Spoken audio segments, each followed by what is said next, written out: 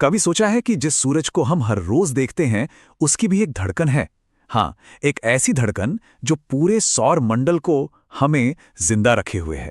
तो आज हम उसी धड़कन को सुनने वाले हैं, सूरज के दिल के अंदर एक सफर पर चलकर। ये कहानी एक ऐसी ही रात से शुरू होती है जब आसमान में अजीब सी लाल और हरी रोशनियां नाचने लगी।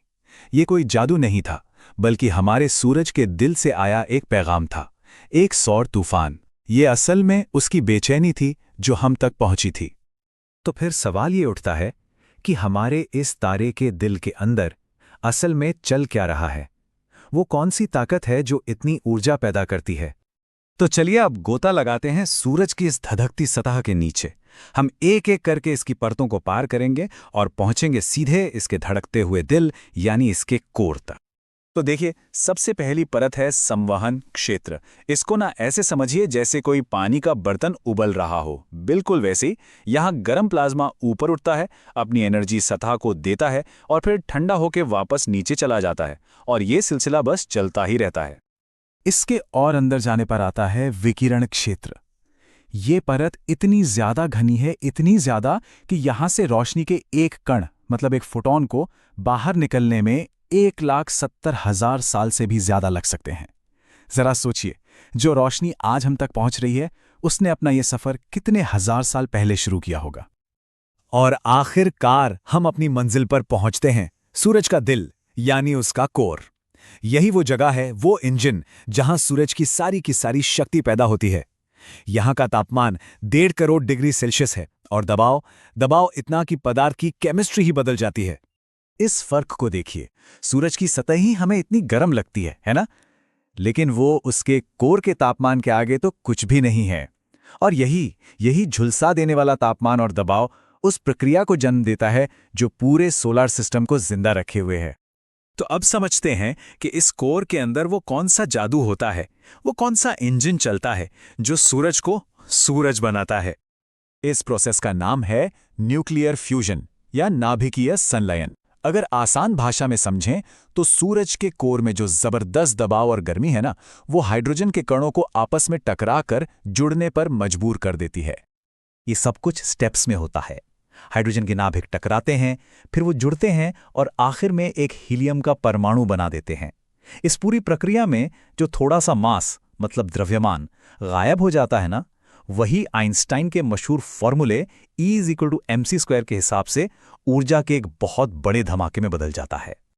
और इस प्रक्रिया का जो स्केल है वो हमारी कल्पना से भी परे है। हर एक सेकंड सूरज 60 करोड़ टन हाइड्रोजन को हीलियम में बदल रहा है। यही तो वो धड़कन है जो हर पल हमारे सौरमंडल को जिंदा रखे हुए है। लेकिन यहां एक बहुत मजेदार और हैरान करने वाली बात है।